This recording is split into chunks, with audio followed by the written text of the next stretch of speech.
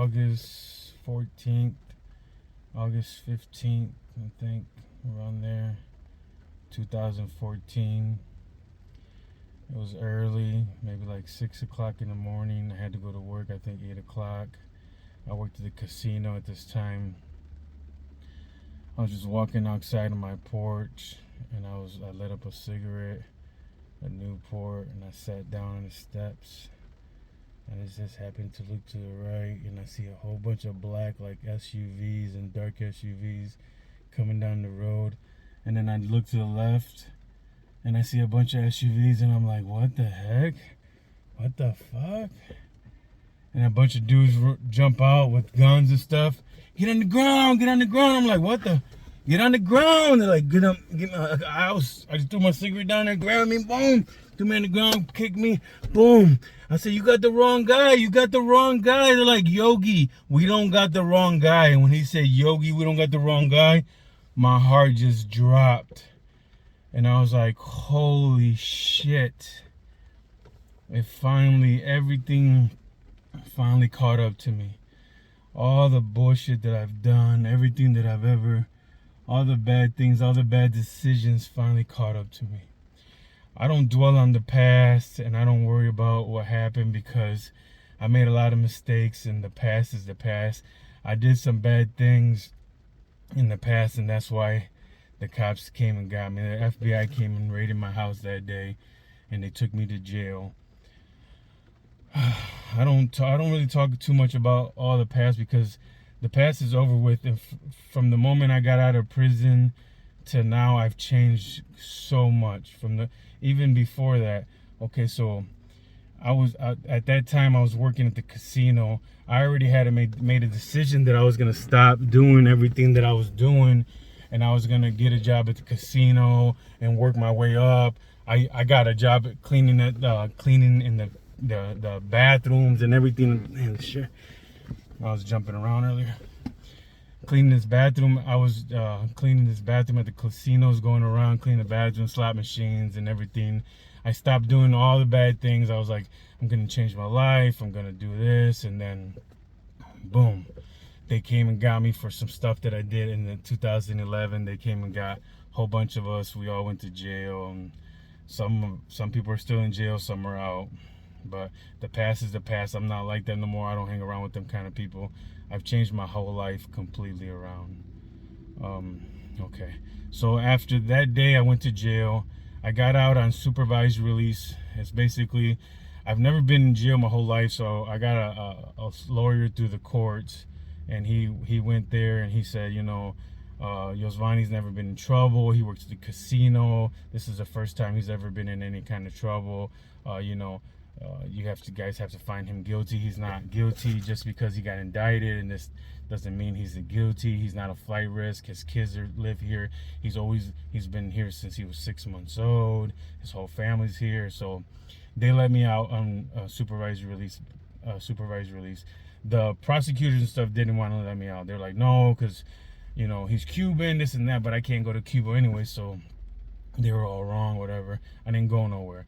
So I stayed, and for like 15 months, I fought my case on the street.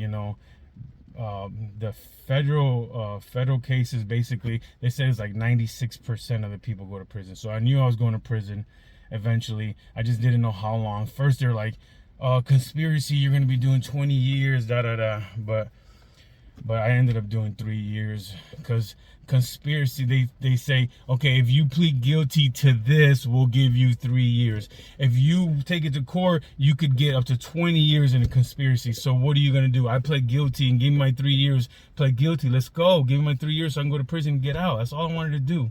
After I already knew that I was going to prison, I was just trying to plead guilty, go to jail, and get out so I can start my whole life. But that whole process took 15 months. So then 15 months, I was like, oh my God, knowing that I was so it was like a lot of problems, a lot of fighting with my relationship, a lot of things going on, and it led to a lot of different situations. So anyways, okay, so right before I went in October, boom, 3 years, you're going to prison. I was like, okay. I'm going 3 years in prison. So that, like a little bit after that, I started smoking weed, and I was like, damn, I was on supervised release. And I was like, they sent me a letter that I have to turn myself in December 1st to prison.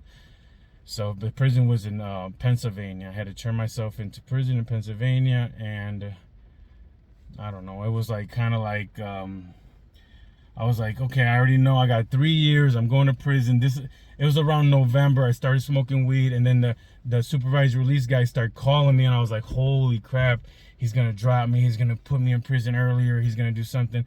So then I got nervous. I stopped answering his calls. I was like, I'm gonna turn myself into prison on December 1st, anyways. So I don't care. I'm gonna ignore him. And then like this November 20th or something. I don't know exact dates, but I know it's around November 20th, right before Thanksgiving, right before, I remember it was right before Thanksgiving. He said, you come in Monday morning or I'm sending the FBI to raid your mom's house and raid your sister's houses and all that. I said, okay, fine. I just gonna go turn myself in. So I went downtown and I turned myself in. And I basically went to the PO's supervised release guy's office, and they told me to wait. I already knew. The U.S. Marshal came in, and he said, "Yosvani Gasita." I said, yes. He said, please turn around. I emptied out my sister and my girlfriend at the time was there. I gave them all my stuff. And I gave him all my stuff, and you know, we said goodbye. I wrote down some phone numbers on my hand. I didn't know nobody's phone numbers. I wrote down phone numbers on my hand. The guy took me. We cried. They took me downtown. This is hard to talk about. Holy shit. They took me downtown. It wasn't shit though. You know, it's just a moment in my life that's like hard to talk about, but it wasn't like the first thing that happened. They took me downtown and they processed me, put me in the bullpen. I was there with a whole bunch of like, you know, people sick, like heroin addicts at the bottom. And then they took me to like another like third floor, and then that third floor I was there for like a couple days, and that's where like people sent me clothes, like shorts and like underwear and stuff. And then they took me, then after a few days there, then they sent me to the 6th floor. That's maximum security floor. Basically up there, there's a bunch of the same dudes that I was in the case with. They was up there and chopping it up and talking about the streets. And there were some dudes from the east side and the south side of Toledo and all that. And they were all up there and hanging out, and people that knew people I knew, and I knew all kinds of people up there. And just, I think I was there like 2 weeks. And then at first I slept like on this little plastic thing on the floor, and then eventually they gave me like a little cell in Lucas County, and then there eventually they gave me a cell, but the mattress was so thin I had to fold the mattress in half, and just half my body would sleep, the other half wouldn't even sleep on the mattress, just be straight on the metal. That's how bad that shit is. And it was like super cold when it was cold, because it was like November, December, I think. It was like November, about to be December. And then I have all this stuff wrote down somewhere. I wrote down a lot of this stuff, but I just can't find it all. I don't know what I did with a lot of my notes and stuff. When I was in prison, I used to write shit down all the time. I got a bunch of my ideas and a bunch of stuff wrote down. Anyways, so then I'm in Lucas County, and then one day they say Gasita bunk and junk, or junk and bunk, or something like that. They're like, grab your shit and let's go. So I grab my stuff. I'm like, okay, where am I going? I don't even know. I know I'm about to go to prison for 3 years. I don't even know what's going on at all. Nobody explains to you nothing when you're in jail. When you're in jail, you're just like, you have to just like go with the flow. Whatever happens, happens. You have no control at all. You have to let go of everything and just let it flow. So, Gasita, let's go. They take me down, take me to this like weird like little like, you know, go down. They took me to another bullpen area. I go in there and I see my cousin Tom. I'm like, what up, Tom? Shit, love. Give him a hug, tell him I love him. What are you doing here? He tells me his thing, da da da. I said, okay, man, I love you. I guess I'm going to prison. They take me out of there. They put me on a bus, and that. No, they didn't put me on the bus. First, they put me on like this sheriff van. That sheriff van, it was like 3 of us. We go, boom. They got us all handcuffed, you know, shackled hands, metal shackled feet. You're just walking like a penguin, like walking like this. And then, okay, they put me on the. They put me on that, in that van. That van takes me. It looked. I can't really know, but I know we get like on 75 going. We go up in Michigan. We get in the airport. That airport we stop right, and there's like just a metal plane, no logos, nothing. It's like Con Air. It's like a federal Con Air. Boom, a bunch of, and there's that. It's not us. It's we pull up. Another van pulls up. Another van. Just a bunch of inmates get out. They're all shackled. Some got paper suits on. Some got orange suits on. I had a brown like Lucas County suit on. And then they all everybody gets shackled. Everybody, or no, we're all shackled anyways. Everyone gets put in the airplane. The airplane, when you get inside, it's a I don't know what they're called, but like a 747, whatever, big ass plane. But the inside is completely degutted, so it's just like aluminum. There's none of that furry, nice little cushion. No, the seats and then just everything's degutted inside. So it's like you're like, what the hell? This is what a plane looks like with all that plasticky stuff, with all the little things and all the little visors and all that. That was all gone. Everything was gone. It was just degutted. And then basically you're just in there, shackled up. They put your seatbelt on. It's hot as hell. You got this big ass thing on. Oh my God, you can't breathe. Everybody's like claustrophobic. It's like 3 people in a seat. They give you a little ass sandwich and a water. The water's, you're trying to drink it's falling down. You're trying to eat the sandwich and peel it open. It's like falling in. If it falls, it's gone. They took me to like Oklahoma City. The plane goes, boom, Oklahoma City. And then there was an Oklahoma prison. Some people went there, and then I ended up going to this place called Grady County. So it's a little county in Oklahoma where the Tiger King guy, he when he went to jail, he went to that Grady County, because I remember in that show that they were calling from Grady County. So in Grady County, it was like a little ass town. Grady County, Oklahoma City. Nobody's around, just a little town, the county jail. I was there, I don't know, I can't remember. I have this wrote down, but I would say like another 2 weeks. I spent like Christmas there. And then right before New Year's, they said, Gasita, you're leaving here. I had like $60 worth of commissary. I found the guy that was there, the poorest guy in there. I was like, hey, he was Puerto Rican. I was like, Puerto Rico. He was like, what's up? I was like, come here. Oh, everybody was like, let me get a honey bun, let me get a soup. Boom, no, I gave it to I always give my stuff to the dudes that need it the most. I don't give it to the people that want it, people that no. I find the dude that don't have shit. And I did that in the county jail, in the Lucas County jail. When I left, I gave all my commissary to the dude that didn't have nothing. And I gave everybody a little bit, but I gave the dude that didn't have nothing the most. Same thing at Grady County. Grady County, I just got like $60, like the whole max of, and they let me go that night. I gave a little bit to the couple cats that helped me out, but the majority, like $40, $50 worth, I gave it to the Puerto Rican dude. Man, he gave me a hug and all this. It's just the way I've always been. Boom. We get in another plane. Oh, okay. Okay. Once we get out of Grady County, we get in a plane and we go and we stop like in Indianapolis or something, and we pick up the dude from Subway. The dude Jared from Subway, he was on the plane. He got in. Everybody, when we landed, they were like, we're gonna pick up a high profile, blah blah blah. He's gonna sit up here. Everybody, don't be quiet. We're like, who the hell is this? He gets in. It's Jared from Subway. Everybody's like, Subway, Jared, what's up, dude? Talking like weird, crazy shit. And I'm like, oh shit. And he's just looking down like this. It's Jared from Subway. They sit him up front with the with like the marshals and shit, but everybody keeps saying, hey, Jared, talking like crazy shit. Like, I can't even say it. What they were saying, because they wanted like to go up there and beat him up, but they couldn't.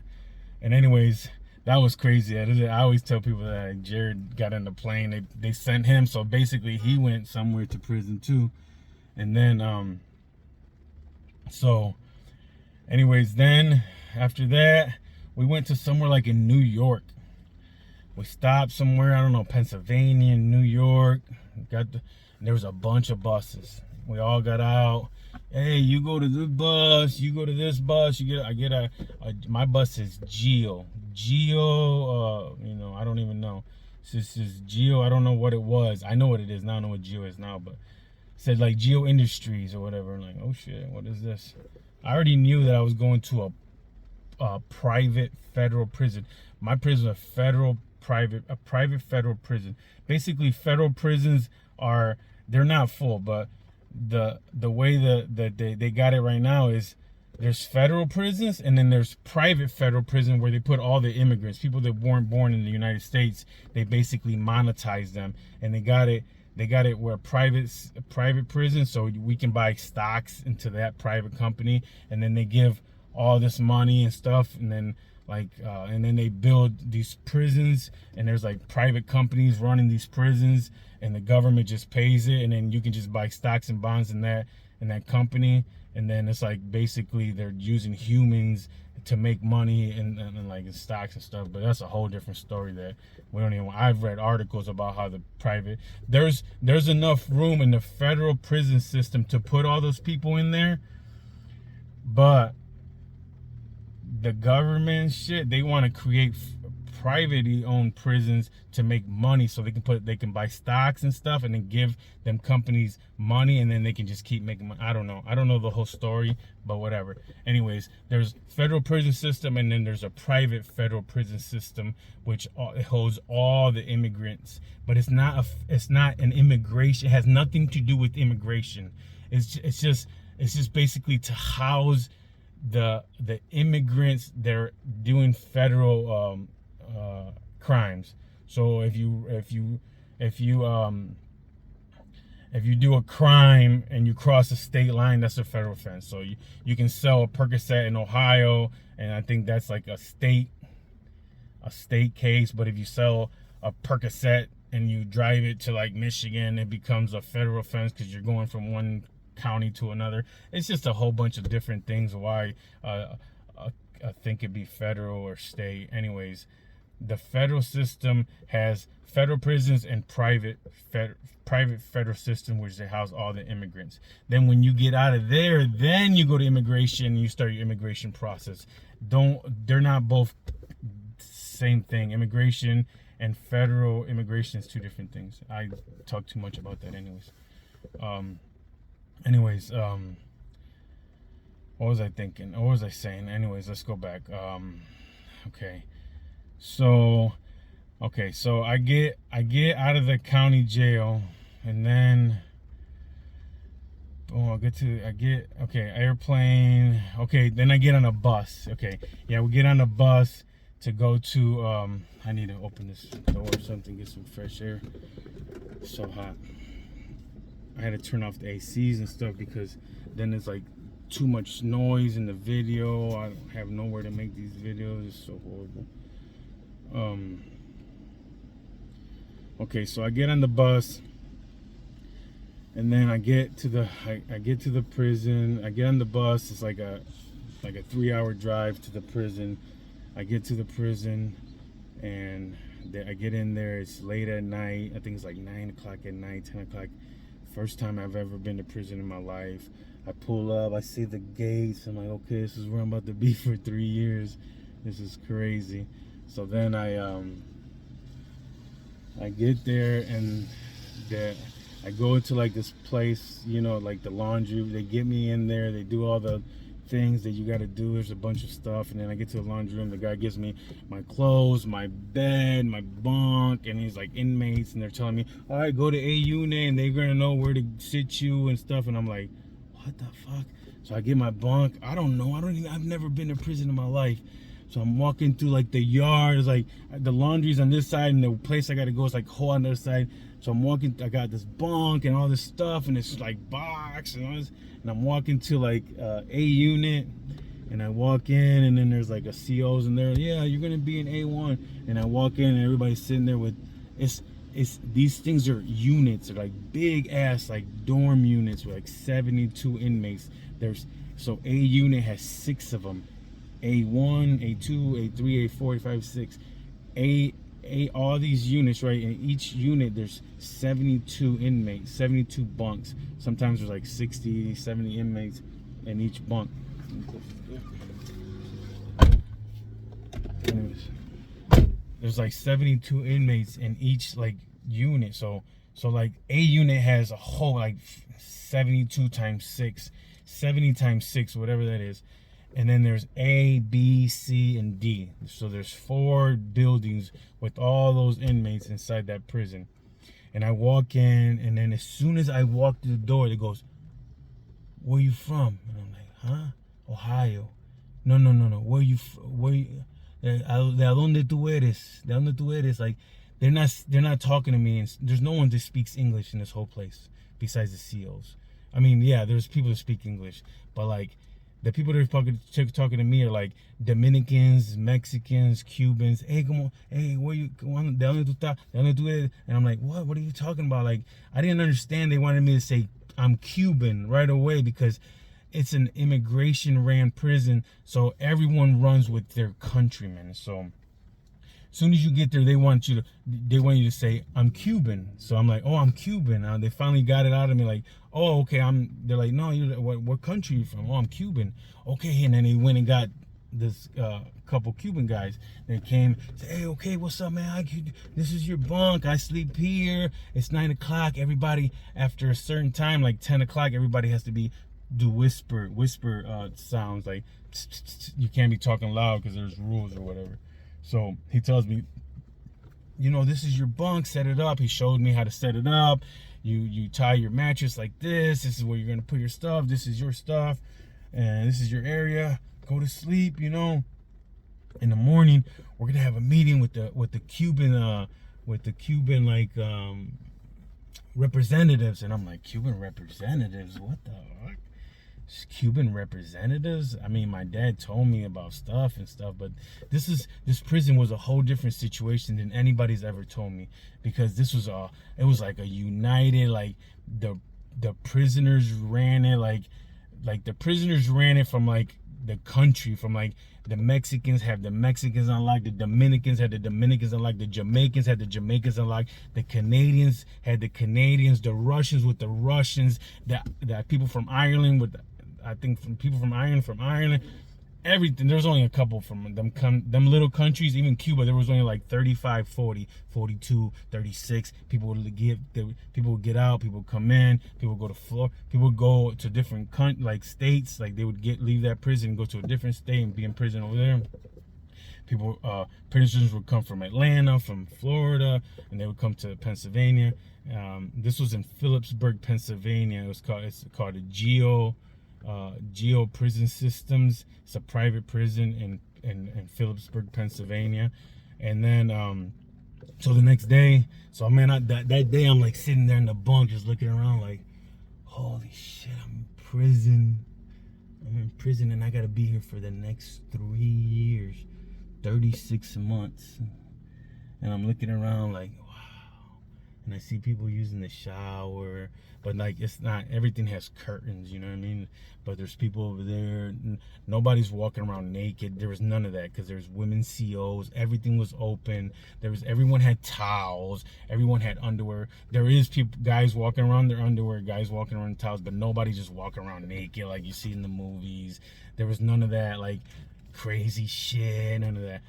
Everybody was real respectful. Everybody was like very, very, very cool, calm. There was fights, but rarely. Everything was taken care of like by the representatives. So the next morning, I had to go meet the Cuban representatives. They sat me down. They told me how the rules go at their prison. If I didn't like it, this is how it goes. If you don't like it, we can get you the hell out of here. They don't tell you that, but they say, hey, listen, this is how it goes. There's no fighting amongst Cubans. There's no this, there's no that. I'm not gonna tell you all the rules because there's certain things that we don't need to talk about. But I mean, I can. I just don't know all the rules, period. I got it wrote down because I got some shit. I still got to tell you guys more. But anyways, they told me everything and I agree with it. I said, yeah. So then he said, and then inside your pod, there's a set of rules. And there, the Dominicans run, because we run basically the Cubans. We have a little 35, 40 of us, but we run with the Dominicans and we run with them. So if just in case anything happens, we run with them. And the Jamaicans, it's basically like the Caribbean run together. The Dominicans, the Cubans, and the Jamaicans, all of them run together like in a clique. If something ever happens, we divide into like our countrymen, but if something ever happens, we need to click up and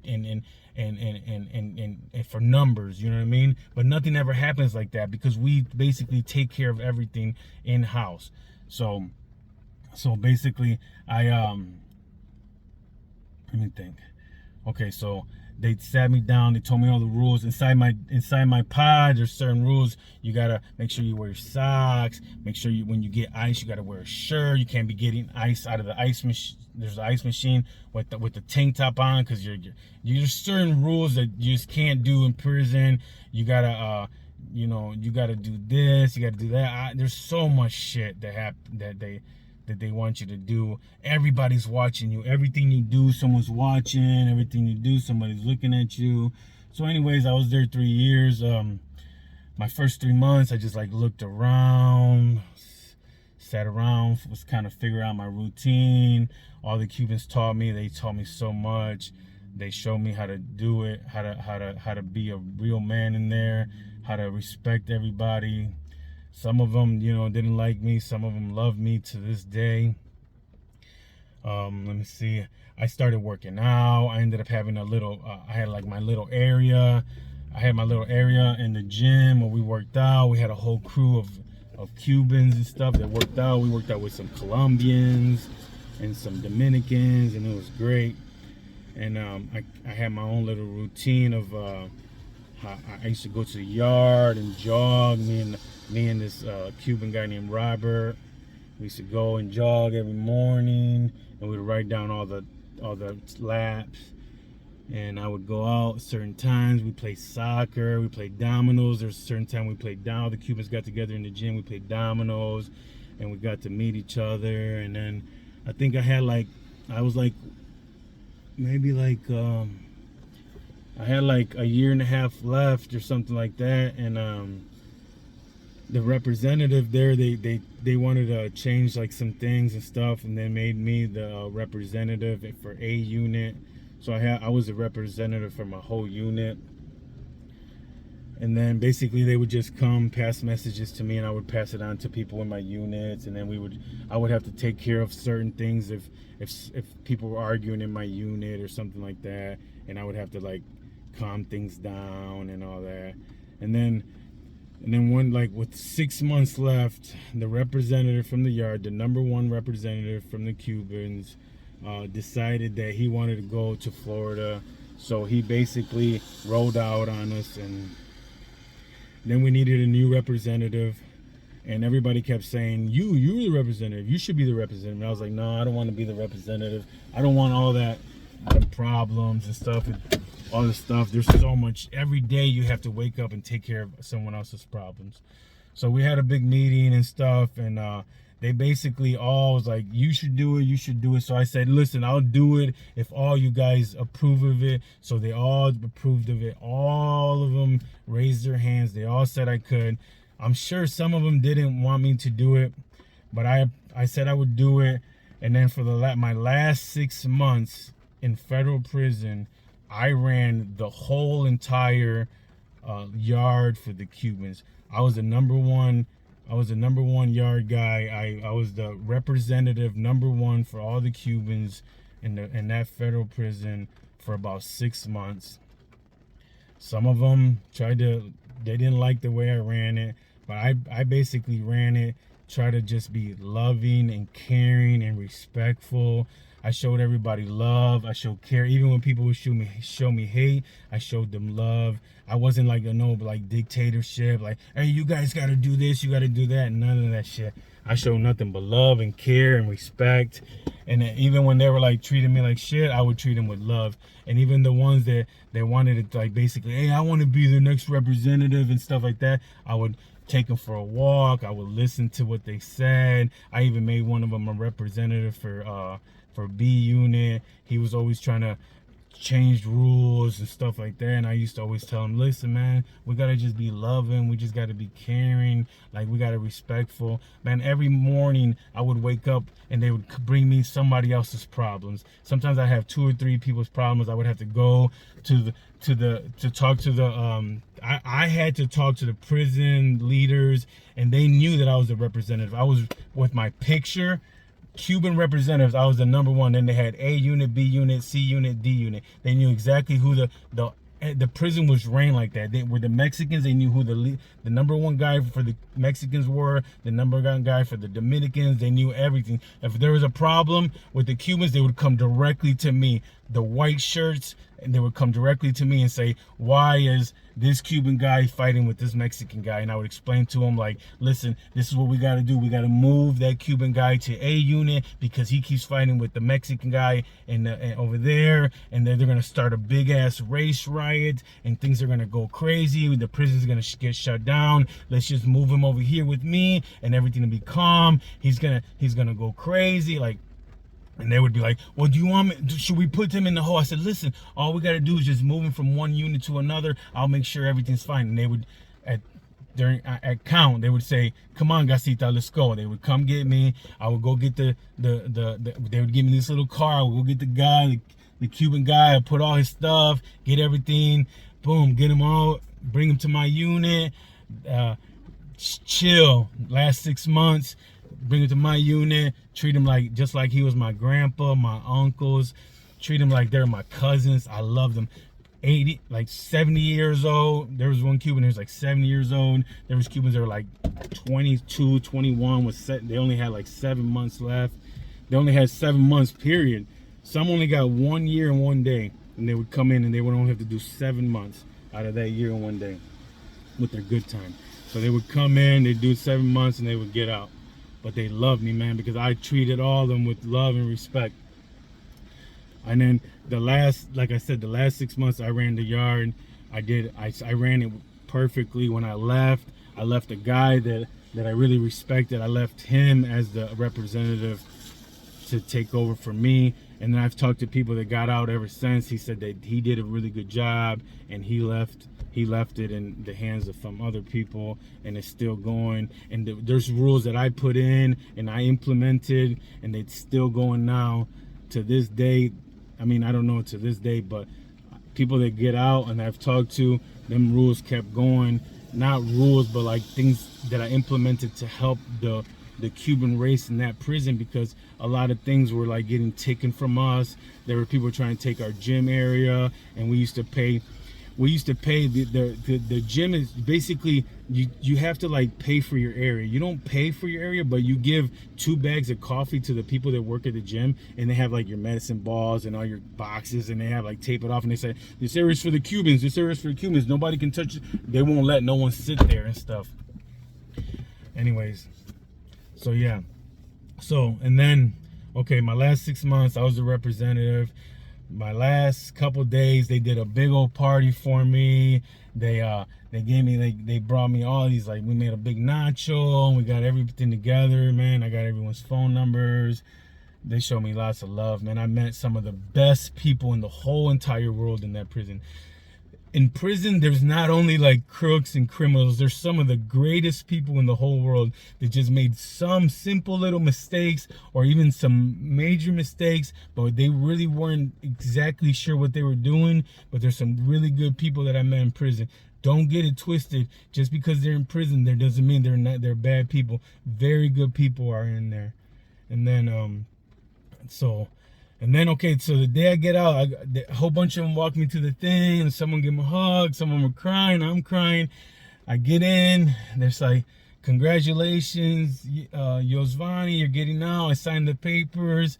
Oh, that my sister sent me this Nike outfit, put my shoes on, Nike. Oh yeah, I'm getting out. I knew I wasn't getting out, but they put me in this other room, and then this other ICE comes in. Hi, immigration. Yosvani, I'm an ICE agent. You're getting rearrested. You're going to immigration. Boom. Put me in another van. They take me like a few hours. Take me into like some other jail in Pennsylvania. I get in there. They take all my clothes. Take everything that I just put on. Take everything back off. I gotta start this whole process all over again. Boom. Check me in. Everything like just like I got back right back into prison. They sent me to a county jail. I was there for like a couple weeks. That county jail. And then I go to another, and then after I go in that county jail for a couple weeks. Then I go, then they call me out. They say, hey, come on, it's time to get out of this county jail, or you're going to another county jail. I go to another county jail. When they go to dress me to that, I go get my clothes that my mom gave me that I just 14 days ago had. The box is empty. Someone stole all my clothes. They can't find my shoes. They can't find my clothes. All my clothes is gone. Basically, I had to wear my jumpsuit from that county jail to another county jail. When I got there, like, why are you dressed in that county jail's clothes? I'm like, they stole my clothes at that county jail. And they're like, why? Someone stole your clothes at that county jail? What the hell? I'm like, I have no idea. So I get to this immigration. It's like an immigration county jail type thing. There's like people that stole from the Walmart down the street. There's heroin addicts. There's murderers. There's immigration people. There's all kinds of people all in like this big old cells, like 40, 50 people. Everyone treating everybody, all the COs treating everybody like shit. Fucking, they don't care about nobody. Nobody's treating nobody right. People treating them like shit. If people seen half the stuff I've seen, you would know. You wouldn't be complaining so much about your life. Anyways, I get there. They said, oh, the Cubans get out in 3 months. Boom, 3 months go by. Nobody's getting me out. They gave me a letter. They said, I'm not getting out. They're trying to send me to Cuba. So I'm like, holy shit, they're really trying to send me to Cuba. I see other Cubans getting out in 90 days, but not me. I'm like, oh shit, they're really trying to screw me over right now. So then I'm sitting there. So basically I'm there like 5 months and a half. And one day they say, Gasita, let's go. And I'm like, me? Like, yeah, let's go. I'm like, holy shit, it's over. So I'm like, oh my God, I just start getting my stuff. Everybody's like, what's up, Gasita? Let me get this, let me get that. I'm like, here, you can have this, you can have this. I just grab a couple little papers. I'm like, they're like, hurry up, Gasita, before they change your mind. I'm like, oh my God, no, please don't change your mind. Oh shit. I accidentally pushed something. So I'm like, Gasita, they're like, don't, or like, no, don't change your mind. Get all my stuff. Anyways, I go down, there's like, this is like second floor. I'm going down the steps and I'm like, oh my God. So they put me in like this cell. And it's up front, they're doing all the going. I got like $300. They're giving the check. They're like, then they put me in like another van. They take me to this little house. They give me like this blue sweatsuit all tight. I'm like, I don't care, whatever it is.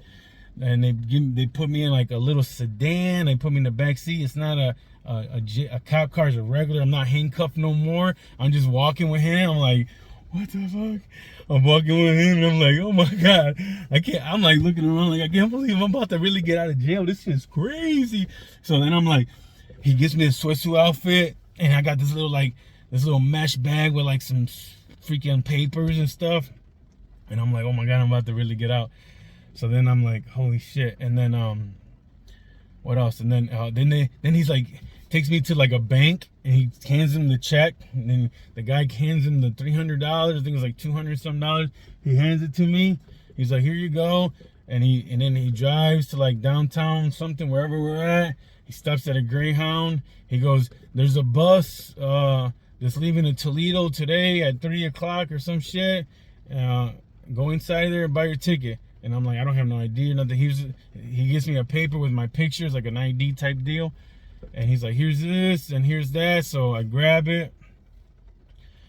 And I'm like, still like, I don't even know. I'm still like, what the fuck? He's just gonna leave me here? Like, I still couldn't like picture, because like you're in jail for like, I didn't know when I was getting out. I was like, they were like tricking me into thinking I'm going to Cuba. I'm going to Cuba. They're gonna deport me to Cuba. So the whole time I'm like, are they really gonna deport me to Cuba? They're like, when I seen the immigration judge, he's like, you're gonna get deported to Cuba. There's no, you broke the law in America. You're getting, but Cuba would not accept me. Cuba's a communist country. They tried to send me, but they wouldn't accept me. So America decided it's either I'm gonna be in jail for the rest of my life, or they gotta let me out here so I can live my life, because it's either send me back to my country or let me out here, or leave me in jail forever. So they had to decide. And I'm not a threat to nobody. I'm just a regular person. I just made a mistake. So why they try to send me to Cuba? Cuba won't accept me. They let me out because they figured I'm not a threat to society. I'm just a regular person. I never did nothing bad. I did a few mistakes and stuff, but I never hurt nobody. I never did anything really, really bad in my whole life. So anyways, I forgot where I was at. Anyways, okay, where was I at? So I get out of prison. Oh, I'm immigration. So then, okay, they send me. Okay, they send me to the bus station, right? I get inside there. I'm like, hello, I just got released from immigration. She's like, oh yeah, I know. And then she's just, okay, you're gonna go to Toledo. It's like $83. I get on there, and I don't want to call nobody right away because I'm like, I had an 18-hour bus ride. So I get on the bus. I start driving. I'm just looking out the windows in the bus. Start driving. Like that night, like I think later on at night, I found out that I was gonna get to Toledo like at 10:15. I got some change. I ended up getting some change, some quarters, and I put it in there. And I called the only person I called was my daughter Madison. I called her and I said, baby, I said, Madison? She said, yes, Dad? I said, I'm out, baby. She started crying real bad. She's like, oh my God, I'm so sad, I'm so sad.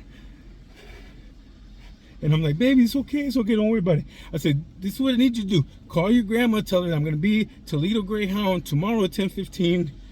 And then she said, okay. So they sent my nephew Michael there. My nephew Michael was there when I got there. And I got there and I was like, oh my God. Oh my God, my nephew Michael. And I gave him a big hug. The first person I wanted to see was my daughter, my son. But I got to see my nephew Michael. And then I went to my mom's, and as soon as everybody got home from school, because I think it was like a Monday or something, everybody got home from school, I got to see everybody. And that's when I took my first pictures. I had long hair and long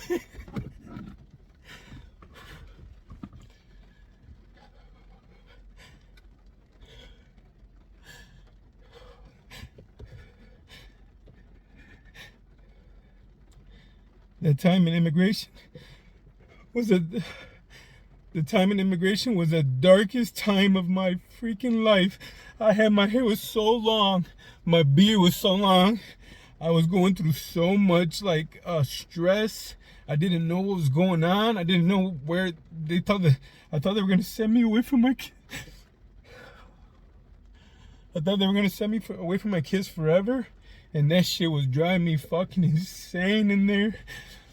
That's why I could have got a haircut. I could have got my beard cut and everything, but I just couldn't because I had so much going on mentally in there. That's why I say that all these struggles that we go through here in these streets, they don't compare to the struggles I was going through in there when they were telling me that I was going to lose everything. Just when someone tells you that they're going to send you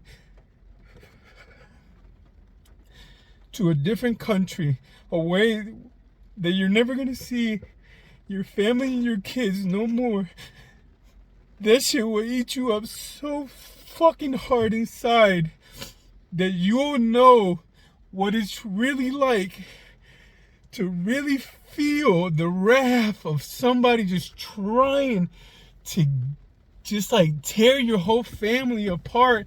That shit was like the devil. Oh my God, man, I'm so sorry for getting emotional, but I have to tell you guys the truth. I cannot lie to you. That time in prison, I wrote this thing down on Facebook. that it was like, I said it on there, that was them 37 months I did in prison and immigration created this person I am today. If it wasn't for that time, I wouldn't be this person. I got to sit down and think and learn that and know that all my mistakes, all my decisions I made, life is not all by chance. I know people want to think about it, but every bad decision I've ever made have had bad outcomes. And every good decision I've ever made had good outcomes. And yes, you don't know that every bad decision is going to be bad, but sometimes if you know that selling drugs is bad and you sell it, it's going to be a bad outcome. If you know that you're drinking and you're going to drive, that's a bad outcome. There's certain things that you know they're bad outcomes and we still do it. And then we say, oh, it was fate, we were supposed to go. No, it's not fate. Bad decisions, bad outcomes. Good decisions, good outcomes. And from now on, I'm going to make good decisions so I can have good outcomes. And if out of them good decisions, if bad outcomes comes, then that's just the way it comes. Because life is like a roller coaster. I'm going to have my ups and I'm going to have my downs. Today I am up, but tomorrow I can be down. That's why for today, I'm going to live the best life there is. And I'm not going to dwell on it. Because if I dwell on all this stuff today, then that's just gonna bring a bad day for tomorrow. But if I live a good day today, it's gonna lead to a good day tomorrow. I love you guys so much. I'm sorry for crying, but it's really hard to talk about certain things, and I'm gonna have to open up. And I'm sorry for having to do these videos in my car and like open the door and all that, but it is what it is. Until I get situated, I gotta do what I gotta do. Stay up, guys. Stay tuned. Big Yogi'z Garage. Big Yogi'z Garage is coming. It's gonna keep getting better and better. I'm gonna start interviews soon. I don't know exactly how I'm gonna do that yet, but I'm gonna keep going. I think I'm gonna do a couple more of these solo videos still. I want to do until the point I am right now. So I still got a couple more things I need to talk about. I want to talk about my love story. That's really what my next video I think is going to be, my little love story, but I'm not sure exactly. I'm going to talk to my fiance, see if she wants to do my little love story, but I'm going to ask her. If she says it's okay, I'll do my love story. If not, we're going to do we're going to go into interviews, and then you guys will get my love story. One day I want to sit down with Sandra and do my love story, me and her, as an interview anyway. So if I don't get my love story in before the interview starts, then just know that Sandra is my true love. I love you so much, baby. I'm happier than I've ever been in my life. I love you so much. Thank you so much for never changing me, not one time. And I'll never change you. And we're going to have a happy relationship, a happy marriage. I love you so much. Thank you so much for being everything you are to me and more. I'll see you guys later. I'll talk to you guys later. Big Yogi'z Garage. Big things coming soon. Bye, guys. See you guys later.